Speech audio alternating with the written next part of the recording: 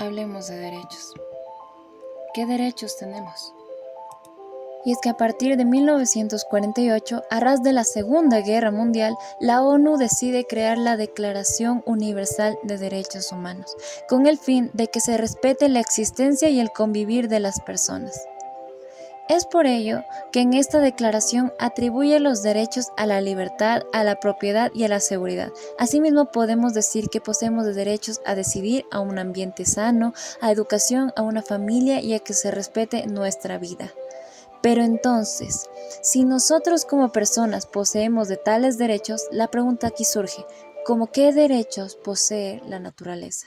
Y es que desde el 2008 la naturaleza es considerada constitucionalmente como un sujeto, el cual posee los mismos derechos que una persona por el simple hecho de ser persona, con algunas excepciones. Y es que recordemos que la necesidad de derechos solo surge cuando un bien protegido se encuentra en peligro. Pero entonces, ¿los derechos de la naturaleza surgen para proteger a la naturaleza o a nosotros mismos?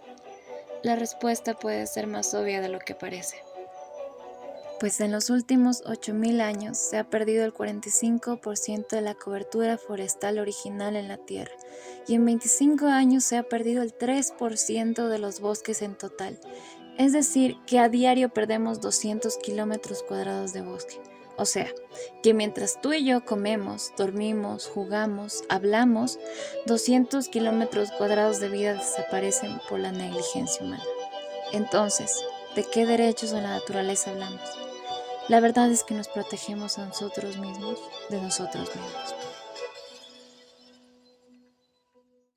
La biocapacidad de nuestro mundo ha llegado a su límite y lo sabemos. Pero entonces, ¿por qué sigue funcionando? ¿Realmente podemos decir que todo está perdido?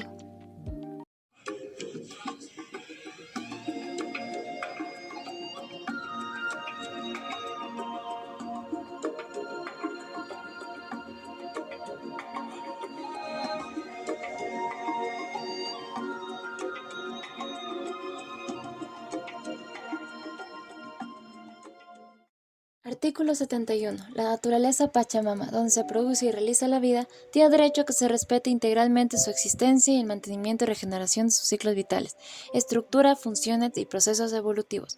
Toda persona, comunidad, pueblo o nacionalidad podrá exigir a la autoridad pública el cumplimiento de los derechos de la naturaleza. Para aplicar e interpretar estos derechos se observarán los principios establecidos en la Constitución. Las leyes ambientales son como una póliza de seguro, que sirven para preservar el medio ambiente y asimismo compensar lo que ese daño pierde. Pero si bien es cierto, ya hemos sobreexcedido la capacidad de nuestro planeta, nuestra biocapacidad. Entonces, ¿por qué sigue funcionando? ¿Podríamos decir que todo está perdido? Fue una de las primeras preguntas que nos hicimos al inicio. Entonces, ¿realmente todo está perdido? La respuesta es que no. Por eso surgen aquellos principios ambientales que sirven como guía y base para las demás leyes, justamente para preservar el hábitat en el cual hoy nos encontramos y con la idea de que algún día en nuestras futuras generaciones siga existiendo. Pero entonces, ¿qué principios son? El artículo 395 de la Constitución, en el que traducido a palabras menos formales los explicaré para entender su alcance. El primero habla sobre el principio de sustentabilidad, el segundo de transversalidad, el tercero de participación y el último de la favorabilidad. Estos no son mencionados literalmente, pero vistos minuciosamente ahí están. Como por ejemplo el primero, el de sustentabilidad, ahí justamente nos dice que busca algo sustentable, entonces ahí se encuentra y desde ahí nos vamos a agarrar. Este principio busca un ambiente equilibrado para las generaciones futuras.